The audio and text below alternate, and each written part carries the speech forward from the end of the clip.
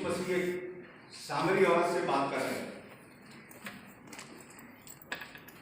अब यहाँ आप पढ़ेंगे, अगर आपने खोल लिया है तो आप पढ़ेंगे यहाँ पर पहली आयत से शुरू करके और आगे। पहले तो हम देखते हैं कि यीशु मसीह अपना कैसे काम कर रहे हैं। यूहन्ना बपतिस्मा दे रहा है, यीशु बपतिस्मा दे रहे हैं, उनके या शारीरिक बपतिस्मा दे रहे हैं। तो यीशु जो है वो काफी प्रचार कर रहे हैं परमेश्वर के राज्य का। लेकिन आगे हम पढ़ते हैं कि उनको वो यहूदिया में और यहूदिया से अब उनको गलील जाना है। अब यहूदिया से गलील का रास्ता करीब 70 मील का था, 70 मील। तो ऐसे समझ रहे जैसे यहाँ से मत रहा है, अब पैदल चलना, उबड़ खाबड़ रोड है, सब ये भी देखें। तो यहूदा जो था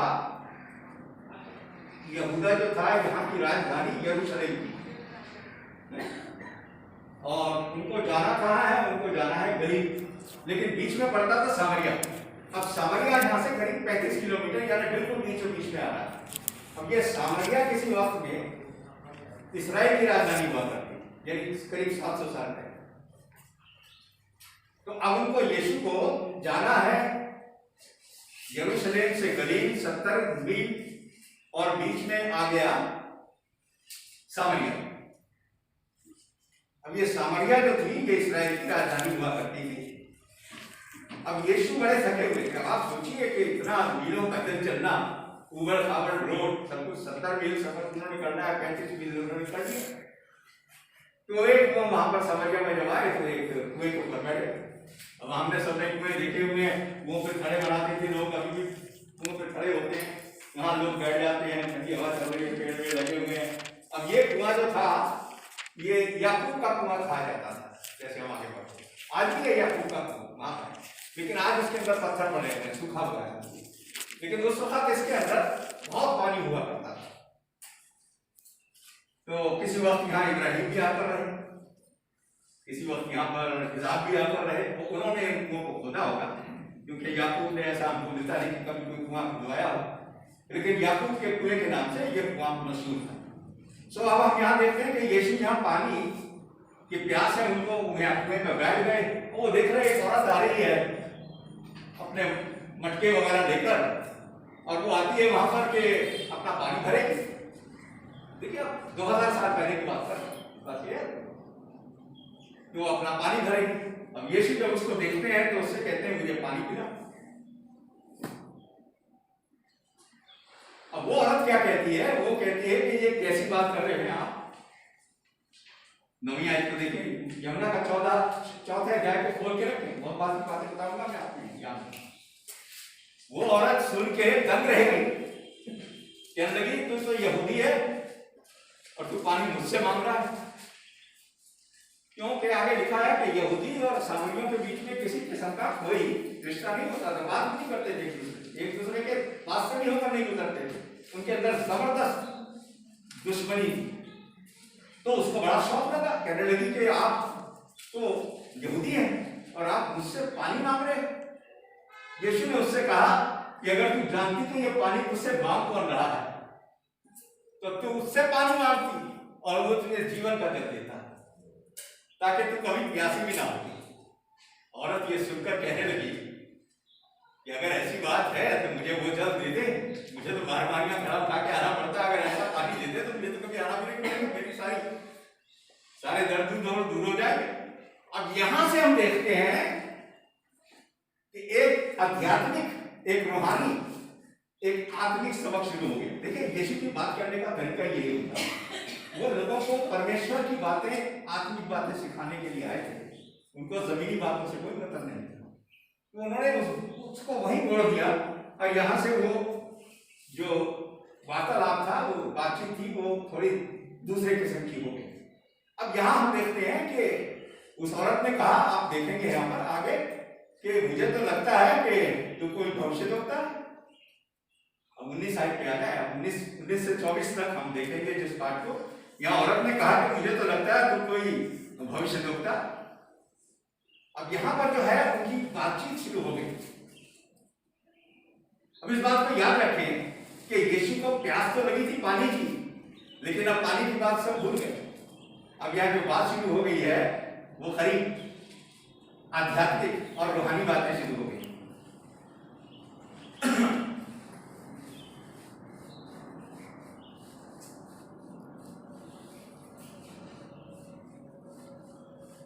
उन्नीस सौ 24 आयत को निकाले। अब औरत क्या कहती है उनसे कि तू तो भविष्य वक्ता है, तू बात बता रही, हमारे जो और फादर हमारे जो पूर्वज थे वो तो यहाँ पर इस पहाड़ पर आराधना करते थे। गेरिजिम, इस पहाड़ का नाम गेरिजिम, जो सामरी लोगों के यहाँ वो पहाड़ था जेरिजिम। और तुम कहते हो, उस औरत ने कहा यीशु से कि मैं यरूशलेम में आराधना करनी चाहिए और हम तो यहाँ पर आराधना करते हैं। तो एक बहुत बड़ा हमारे अंदर फर्क है। अब ये देखें कि ये सामरी लोग जो थे ये बाहर से लाए हुए लोग थे, ये वास्तव में इस्राएली नहीं थे। 722 साल पहले, यीशु मसीह से 722 साल पहले सीरिया का राजा जिसका नाम शल्मनेसर था, इसका हवाला आपको दूसरा राजा की पुस्तक नोट कर लेने के लिए, दूसरा राजा की पुस्तक, दूसरे राजाओं की पुस्तक, उसके 17 अध्याय में पूरी कहानी मिलेगी कि सारे इस्राएलियों को शल्मनेसर आया और वो सबको ले गया बदले में। खाली पड़ी थी ये जगह, सामरिया इस्राएल की राजधानी, खत्म हो गया इस्राएल। 722 के बाद से इस्राएल का नाम नहीं था, इस्राएल खत्म हो गया। किस लिए? मूर्ति पूजक बन गए, खुदा को छोड़ दिया था। पढ़ के 17 इतने ज्यादा खराब हो गए थे कि खुदा ने कहा मैं तुम्हें देश तो नाबूद कर दूंगा, खत्म हो गए। इस्राएली लोग जो थे, इस्राएल की सामरिया राजधानी खत्म हो गई, उजाड़ पड़ी थी। वहां पर लाकर 5 गांव अलग अलग वहां के लोगों को जो मूर्ति पूजक थे उनको लाकर शल्मनेसर ने वहां पर आकर बसा दिया। तो ये सामरी लोग जो थे ये उनके संतान थे, मूर्ति पूजक। अब ये लोग क्या करते थे, बाद में इन्होंने खुदा की बातों को सुना। जैसे आप वहां पढ़ेंगे, एक याजक आया वहां पर, शल्मनेसर ने भेजा, उस याजक ने इनको खुदा की तौरात बताई, पेंटाटुक जिसको बोलते हैं, मूसा की 5 पुस्तकें। तो वहां लिखा है, आप आगे देखेंगे कि ये लोग ऐसे लोग थे जो कि खुदा से डरते तो थे, क्यों डरते थे? 17 अध्याय में दूसरा राजा की पुस्तक, उनके डरते थे क्योंकि जंगली जानवर आ गए वहां, इनको मार रहे थे। खुदा से डरने लगे कि ये खुदा हमें बचा सकता है, इस्राएलियों का खुदा। उस आदत से डरते थे।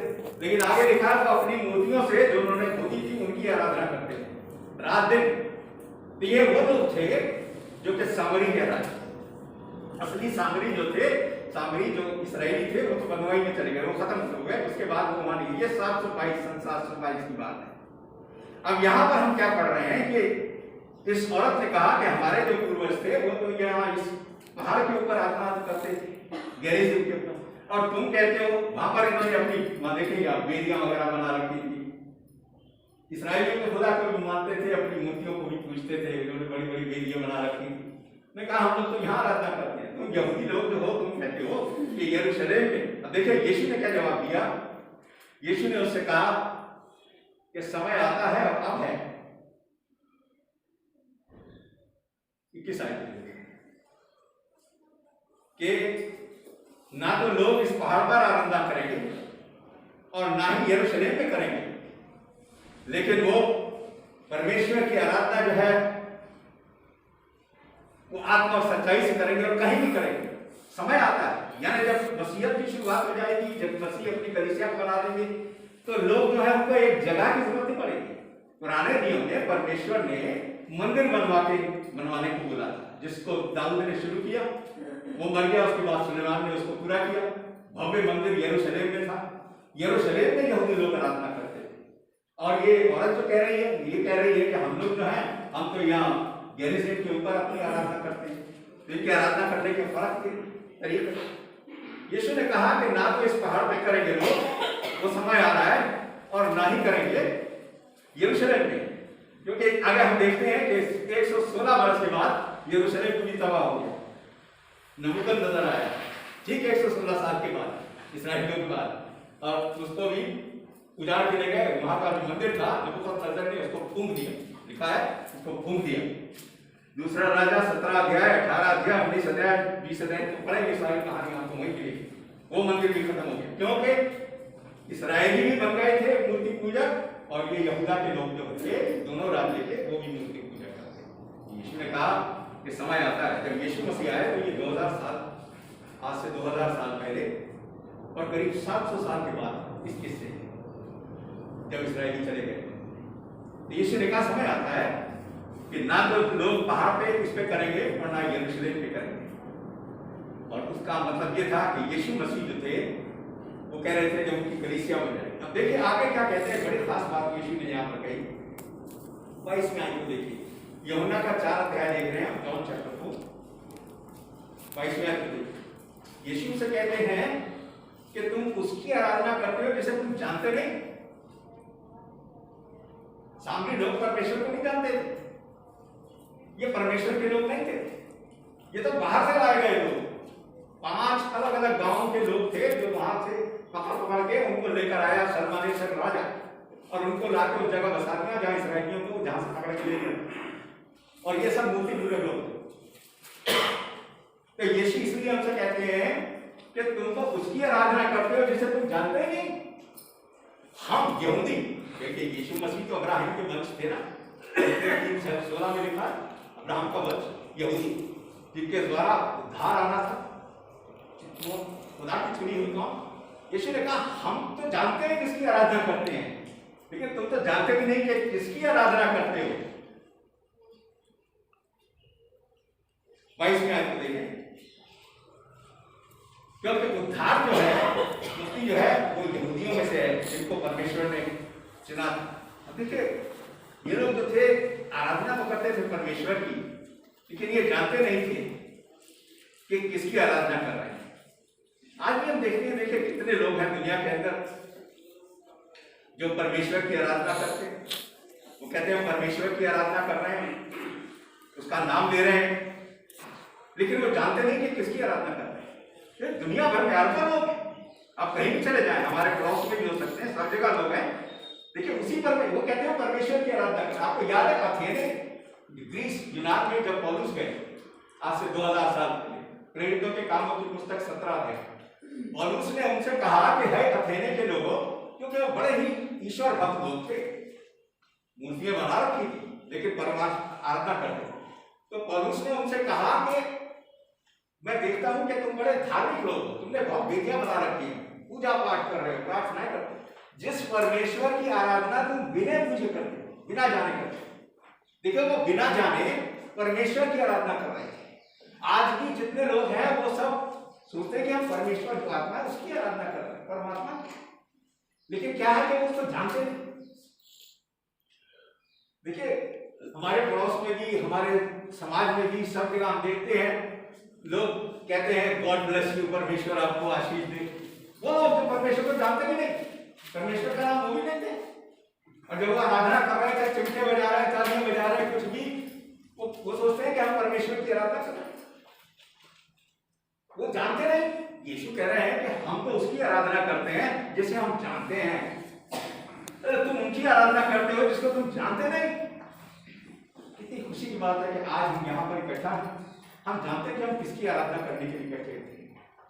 सच्चा और जिंदा खुदा परमेश्वर, जिसने इस कायनात को, इस दुनिया को बनाया, जिसने इंसान को बनाया, जिसने हमें बाइबल के जरिए से अपनी सारे हुक्म दिए, हम उनको जानते हैं, वो हमसे क्या चाहते हैं, कैसे जीवन हमको व्यतीत करने चाहिए।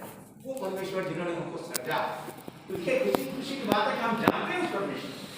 आज दुनिया में करोड़ों करोड़ों करोड़ों लोग हैं, वो आराधना तो कर रहे हैं, सब जगह कर रहे हैं, उसका नाम भी लेते हैं, लेकिन यीशु कह रहे हैं तुम तो उसकी आराधना करते हो जिसे तुम जानते नहीं। हम उसकी आराधना करते हैं जिसे हम जानते हैं। खुदा से, परमेश्वर से हमारा एक व्यक्तिगत ताल्लुक है, हम उसे जानते हैं। वो कौन है, उसने क्या किया है हमारा उद्धार करने के लिए, मुक्ति करने के लिए, वो हमसे क्या चाहता है, हम उसको जानते हैं। कैसे? क्योंकि खुदा ने अपना कलाम, अपनी किताब, इसके जरिए से हम सब कुछ जानते हैं। लेकिन बाकी लोग जो हैं वो भी दुनिया के अंदर परमेश्वर की आराधना ही कर रहे हैं, लेकिन उनकी आराधना क्या है? जिसे जानते नहीं उसकी आराधना कर रहे हैं। वो सोचते हैं कि वो परमेश्वर की आराधना कर रहे हैं, और यही बात ये सांवली औरत को यीशु मसीह ने कहा, कहने लगे कि तुम तो उसकी आराधना करते हो जिसे तुम जानते नहीं, उस तरीकों से कर रहे हो जो परमेश्वर को पता ही नहीं कि कैसे करनी चाहिए। लेकिन हम जिसकी आराधना करते हैं वो है जिसे हम जानते हैं, हम उसकी आराधना करते हैं।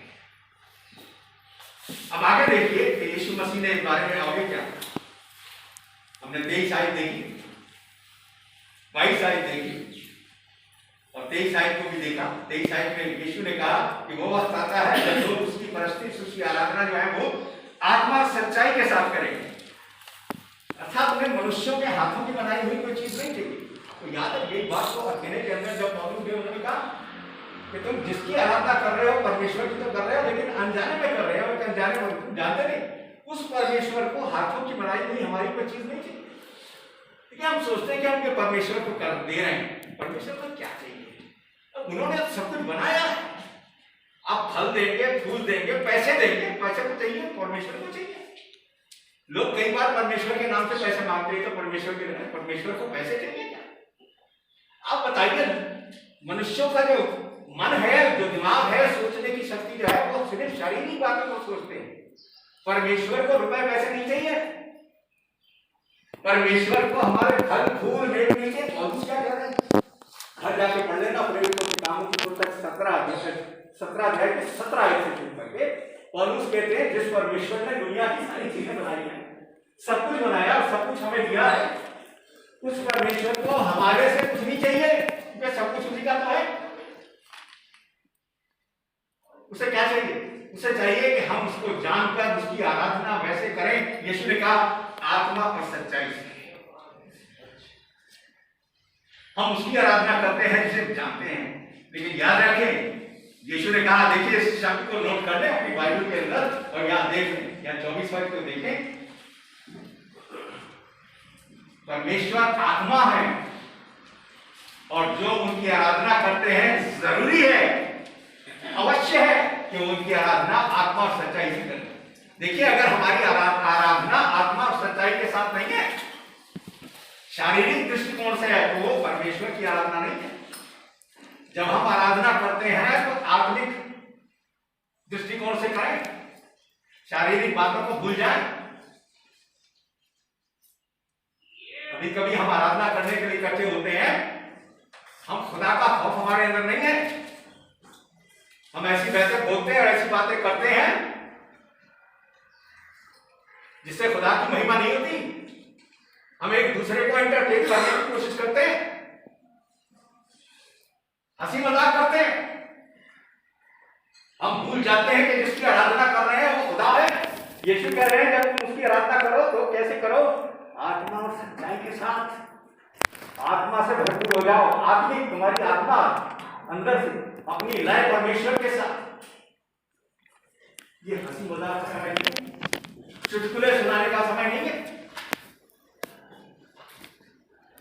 मैं परमेश्वर के वचन का प्रचार करता हूं, ये मेरा कर्तव्य है। खुदा जानता है, वो देख रहा है मैं क्या बोल रहा हूं, उसकी महिमा के लिए, आपको एंटरटेन करने के लिए नहीं कि आप हंसे मजाक करें। मैं परमेश्वर का वचन प्रचार करना है मेरे को। यीशु ने कहा जो उसकी आराधना करते हैं वो आत्मा और सच्चाई से कैसे? मस्ट, जरूरी है। बाइबल में है, यीशु ने कहा जरूरी है कि जो उसकी आराधना करते हैं, जरूरी है, अवश्य है कि उसकी आराधना आत्मा और सच्चाई के साथ करें। हम जब यहाँ इकट्ठे होते हैं इस बात को नोट करते हैं, हमारी आराधना आत्मा और सच्चाई से होनी चाहिए। शारीरिक बातों को सबको भुला दें, परमेश्वर के साथ अपने मन को लगाएं। हम जानते हैं कि वो कौन है, वो महामहिम है, वो सर्वशक्तिमान है, उसका इज्जत और खौफ हमारे अंदर होनी चाहिए। आपको मालूम है, आपने कई बार पढ़ा होगा लूका के 18 अध्याय के अंदर यीशु ने कहा दो आदमी आराधना करने के लिए मंदिर में गए। एक तो चुंगी लेने वाला था और एक फरीसी था जिसने चोगा पहना हुआ था। उनका धार्मिक अगुवा हूं, उनका ठेकेदार प्रचारक हूं। और एक चुंगी लेने वाला, जिसने कहा वो तो अंदर जाके अपना मुंह ऊपर नहीं खा रहा था, ऐसे खड़ा हुआ। और चुंगी लेने वाला बड़ी बड़ी बातें का, वो दूसरा जो फरीसी है वो बड़ी बड़ी बातें का, उधर देख मैं ये करता हूँ तेरे लिए ये कर। वो चुंगी लेने वाला आराधना कैसे कर रहा था? देखिए हमारे सर शर्म से झुक जाने चाहिए, हमारे अंदर तौबा होनी चाहिए। हम खुदा के सामने आए हैं, किस तरीके से हम क्या बोलते हैं, क्या करते हैं जब उसकी आराधना कर रहे हैं। अवश्य है कि उसकी आराधना आत्मा और सच्चाई से करें। खुदा सब कुछ देखता है, सब कुछ सुनता है। क्या वो हमारी आराधना को स्वीकार करेगा? अगर वो आत्मा और सच्चाई के साथ, सच्चाई यानी खुदा के कलाम के मुताबिक, आत्मा यानी पूरी सिंसियरिटी, पूरी ईमानदारी के साथ खुदा से अपने गुणों को लगाकर, किसी किस्म का हंसी मजाक नहीं, किसी किस्म की चुटकुलेबाजी नहीं। कभी कभी सुनाई देता लोग हंसते, मुस्कुराते, मजे लेते। हम आनंद करने के लिए, एंटरटेनमेंट करने के लिए एक दूसरे का यहाँ नहीं आते हैं, परमेश्वर की आराधना करने के लिए आते हैं। परमेश्वर का ध्यान, सर्वशक्तिमान महामहिम, जिसने सब कुछ बनाया, जो हमें एक एक सांस के ऊपर जिसका है।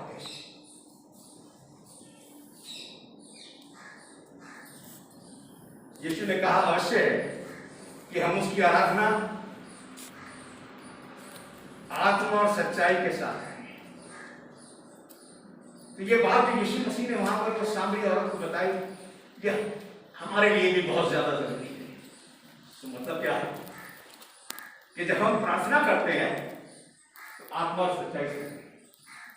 हमारे मन, हमारे दिमाग इधर उधर ना हो, खुदा के साथ आत्मा और सच्चाई के साथ हमारी दुआ भी चाहिए। जब हम गीत गाते हैं आत्मा और सच्चाई के साथ, आत्मा और सच्चाई के साथ। देखिए, एक तो होता है हम ये देखते हैं कि कौन हमारे पास बैठा है, आसपास बैठा है, क्या सुन रहा है, वो लोगों की बातें हैं। इस बात की कॉन्शियसनेस को छोड़ दें। हम परमेश्वर की आराधना में हैं, इस बात खुदा को याद रखें। बाकी सबको छोड़, कौन साथ में बैठा है, कौन क्या कहेगा, कौन क्या कर रहा है, सब कुछ खत्म कर दे। ये आत्मा और सच्चाई से आराधना करने का मतलब सच्चाई से खुदा के कलाम के अनुसार क्या कहता है कलाम। आपस में भजन गाओ, आत्मिक गीत गाओ, इफिसियों 5:19, और परमेश्वर की। कोई तालियां बजाना नहीं, कोई ढोलक बजाना नहीं, कोई हारमोनियम नहीं, कोई गिटार नहीं। खुदा कहते हैं कि तुम गाओ।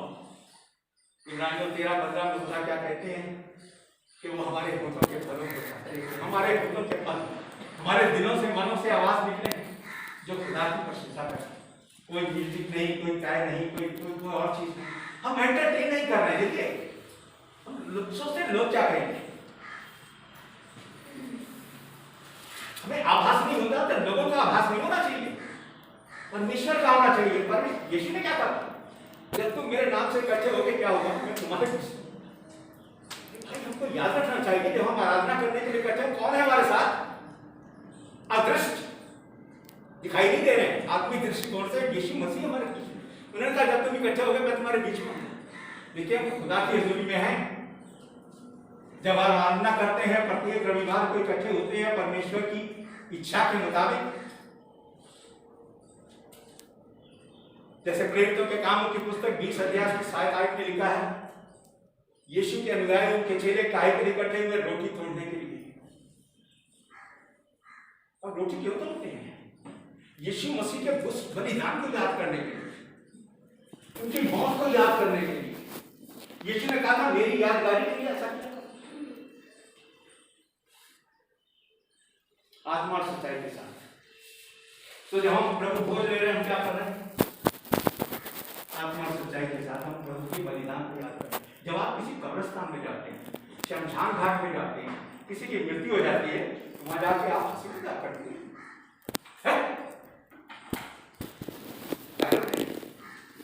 आप बड़े सीरियस होते हैं, संजीदा होते हैं, गंभीर होते हैं। किसी की मृत्यु हो गई, उसको याद करने के लिए, उसके लिए आत्मा है। हम प्रभु भोज जब लेते हैं तो क्या करें? देखिए, बड़ी सादगी के साथ, बड़ी ईमानदारी के साथ, बड़ी आत्मिकता के साथ प्रभु भोज में हमको भाग लेना चाहिए। ऐसी कोई बात ना कहें जिससे परमेश्वर का, प्रभु यीशु मसीह का, उनके भोज का निरादर हो जाए, वो एक हंसी का फुहारा बनकर खत्म हो जाए।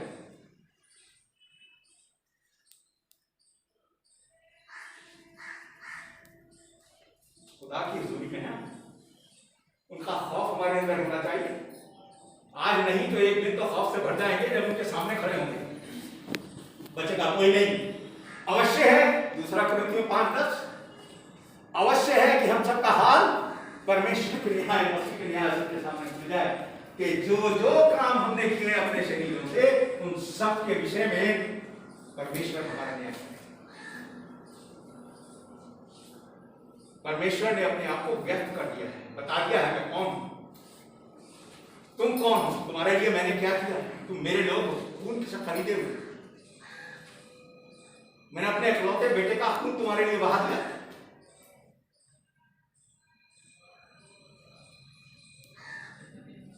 उनका खौफ, उनकी इज्जत। मलाकी की किताब पहला अध्याय उसकी 6ठी आयत को देखिए, खुदा क्या कहते हैं। मलाकी की किताब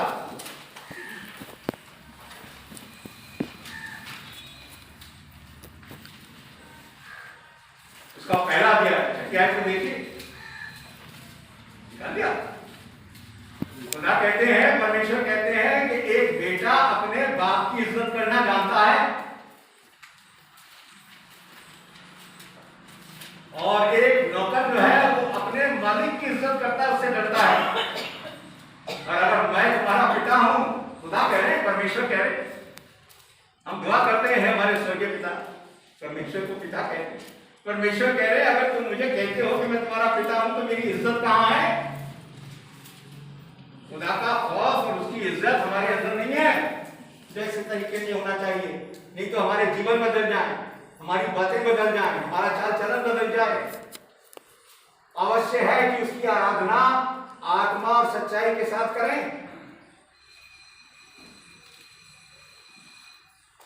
तो मुझे पिता कहते हो, परमेश्वर कह रहे हैं मेरा घर कहां है?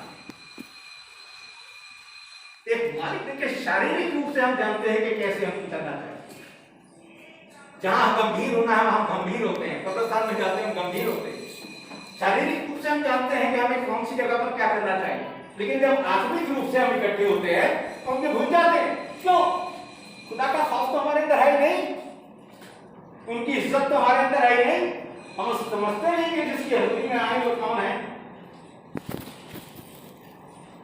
आपको बताओ, इतिहास बताता है कि जब पाक कलाम के लिखने वाले लोग थे, इसको गौर से सुनिए, कलाम की बातें पाक रूप से जो ये लिखते थे, हाथों से लिखते थे, पहले प्रिंट नहीं होता, हर एक हाथ से उसको लिखते थे। और जहां कहीं परमेश्वर का, गॉड का नाम आता था लिखने के लिए, तो पहले उसके जाते थे, अपने हाथों को धोते थे, दुआ करते थे और तब परमेश्वर का नाम लिखते थे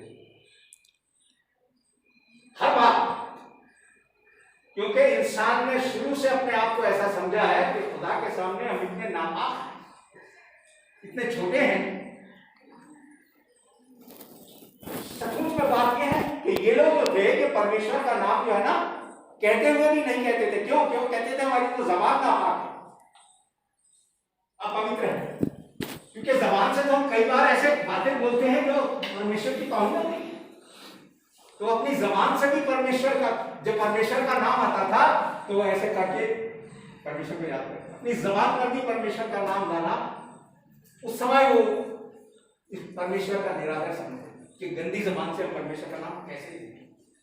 यानी इतना खौफ, इतनी इज्जत परमेश्वर की उन लोगों के बीच में जो पाप का नाम लिख रहे थे। आज क्या है?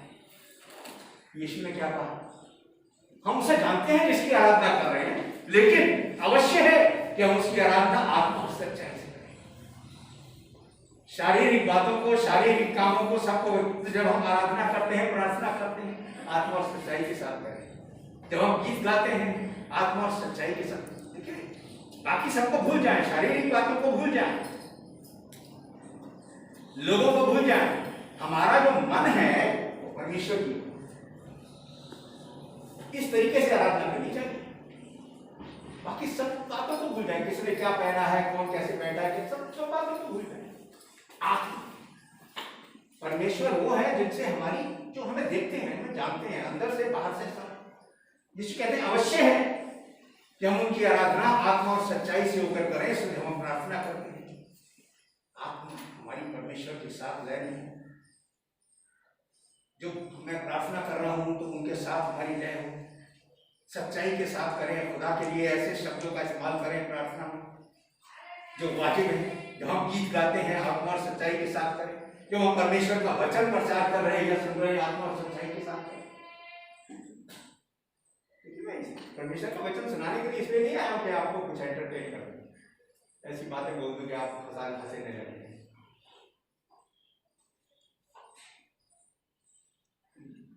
तो वह करनी चाहिए हमें, खुदा का खौफ रखना चाहिए हमें। हम खुदा की हजूरी में हैं जो सर्वशक्तिमान है, जो पाक है, पवित्र है। आराधना करते वक्त यीशु ने कहा कि अवश्य है कि उनकी आराधना हम आत्मा और सच्चाई के साथ, यानी पूरी संजीदगी के साथ, पूरी गंभीरता के साथ, है आत्मा के साथ आराधना, संजीदगी के साथ करें, गंभीरता के साथ करें। हम गंभीर बने, और खासकर जब प्रभु भोज ले रहे हैं, बड़ा गंभीर विषय है। हम उनके बलिदान को याद करें, सर्वोच्च बलिदान, खुदा का बेटा इंसान बन गया, वचन देता गया, और फिर जब वक्त पूरा हुआ तो खुदा ने उसे कुर्बान कर दिया, अपना लहू अपना खून उसने बहा दिया। क्यों? ताकि उस खून के जरिए से हमारे गुनाह धुल जाए। वो हमारे गुनाहों की पेमेंट थी, दाम था, और उसी दाम को, उसी खून को, खुदा के इकलौते बेटे के खून को याद करने के लिए, उनके बदन को याद करने के लिए हम बोझ ले रहे हैं। तो कितनी हलीमी और कितनी संजीदगी, गंभीरता हमको अख्तियार करनी चाहिए जब हम प्रभु बोझ ले।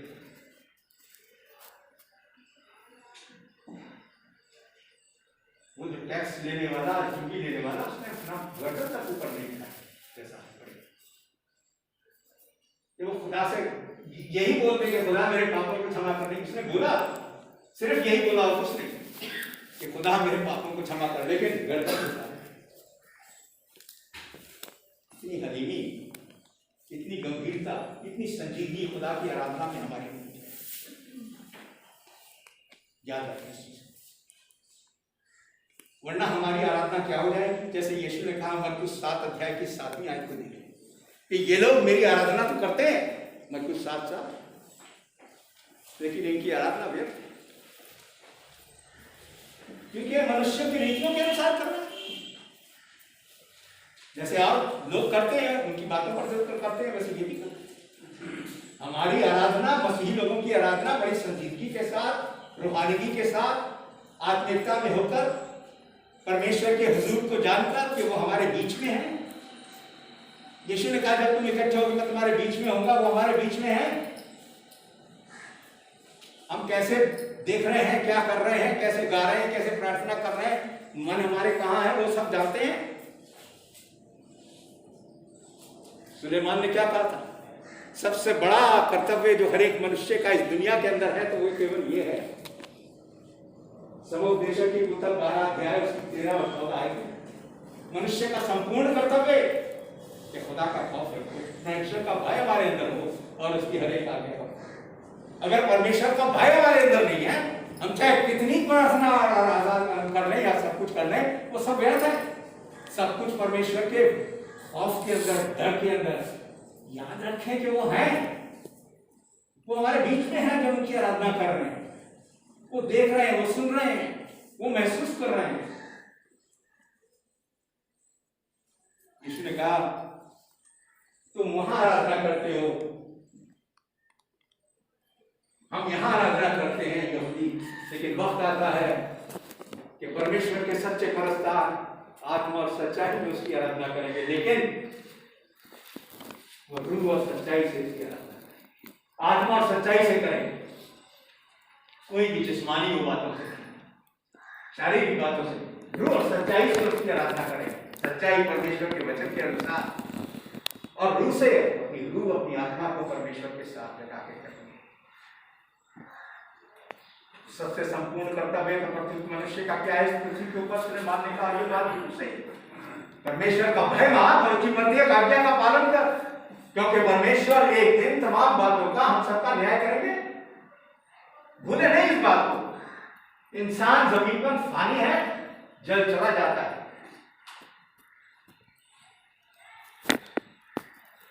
खड़े होंगे जरूर, जाएंगे जरूर।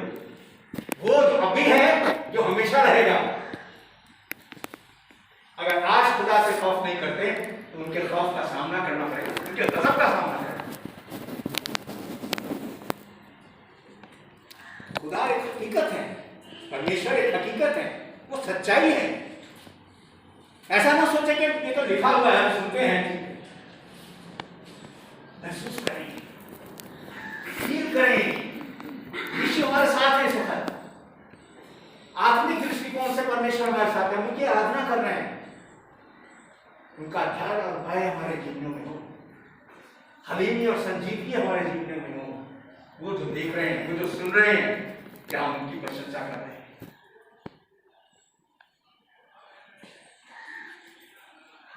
यीशु ने उससे कहा कि तुम जिसे जानते नहीं उसकी आराधना करते हो। सामरी लोग, तू जानते नहीं करता, उसकी आराधना करते जैसे आज दुनिया में तमाम लोग करते, तो उसे जानते नहीं। हम उसकी आराधना करते हैं जिसे जानते हैं, हम जानते हैं वो कौन है। कितनी आशीष की, जिसने अपने आप को इस पुस्तक में रिवील किया है, इसके बारे हम जानते हैं। वो क्या कहता है, जैसे अभी हमने पढ़ा मलाकी की किताब, उसके पहले अध्याय को से निकाल पूरा नहीं पढ़ पाए। मलाकी एक खुदा कहते हैं मलाकी के जरिए से अपने लोगों को, एक बेटा जो है अपने बाप की इज्जत करना जानता है, एक नौकर जो है अपने मालिक की इज्जत करना जानता है। अगर मैं तुम्हारा बाप हूं तो मेरी इज्जत और मेरा खौफ कहाँ है? यदि मैं तुम्हारा मालिक हूं तो मेरे खौफ और मेरी इज्जत कहाँ है? वो कहते हैं तुम प्रीस्ट से मैं कह रहा हूं, जो मेरे मंदिर में मेरी पूजा करते हो, जो मेरे नाम का निरादर करते हो। देखिए पढ़िए, those who despise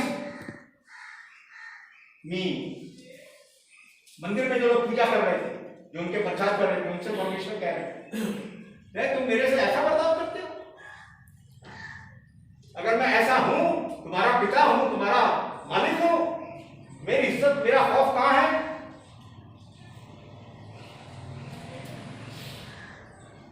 You priest who despise my name, तुम याजकों से मैं बोल रहा हूं, परमेश्वर वहां कहते हैं क्या देखिए, तो मेरे नाम का निरादर करते हो, मेरी तौहीन करते हो, मंदिर में उसकी आराधना करते हैं, उसकी पूजा कर रहे हैं, लोगों को पाठ पढ़ा रहे हैं, ये याजक लोग, चुने हुए लोग।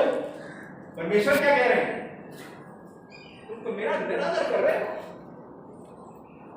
खुदा का देखना इंसान के देखने की तरह नहीं है, वो दूसरी तरह से देखते हैं।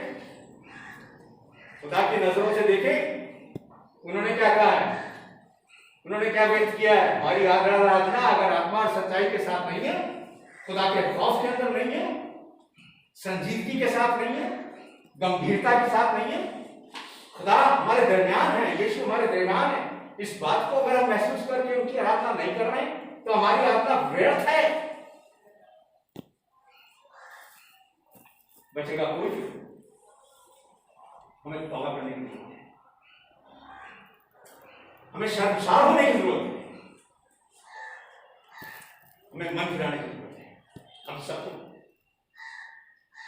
यीशु ने कहा तुम उसकी आराधना करते हो जिसको तुम जानते नहीं, हम उसकी आराधना करते हैं जिसे हम जानते हैं, लेकिन अवश्य है कि उसकी आराधना आत्मा और सच्चाई के साथ। मेरी ये दुआ है और मेरा ये आग्रह है, हम सब इस बात को कभी ना भूलें। हम उसकी प्रशंसा करते हैं जो सर्वव्यापी है, सर्वज्ञानी है, सर्वशक्तिमान, उससे कुछ नहीं छुपा, हमारे मन के भेद भी नहीं। उसको इज्जत देना सीखिए, तो उसकी आराधना आत्मा से सच्चाई में करें। जिस्मों को हटा दें, भूल जाए, जिस्मानी बातों को भूल जाए, खुदा का खौफ उनका वचन आत्मा सच्चाई से हमारे जीवन में ऐसे